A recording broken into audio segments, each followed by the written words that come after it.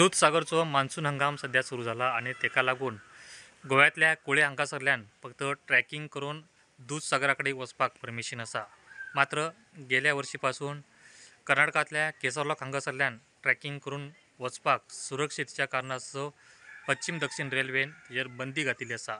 मात्र याची माहिती नसताना संडे हुबळी, बेळगाव आणि बेंगळुरूसून काही पर्यटक येले. ते रेल्वेन येले.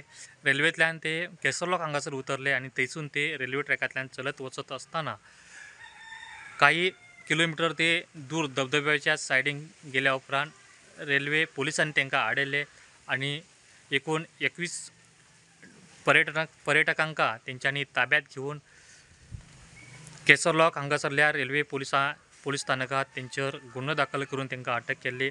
मात्र सोमारा तांकां जामिनाचेर तेंची सुटका केल्ली आसात. मेळिल्ल्या म्हायतीनुसार केसरलॉक हांगासरल्यान दूधसागराक वचपाक परमिशन ना हे अनेक पर्यटकांका खबर ना. तेका लागून मोठ्या प्रमाणात पर्यटक केसरलॉक हांगासर येतात. थंय येल्या नंतर तांकां कळटा की केसरलॉकसून दूधसागराक वचपाक परमिशन ना. तेका लागून थंय येल्या नंतर ते निराश जावन परतून जातात. प्रुडंटा खातीर प्रमोद फोंडे.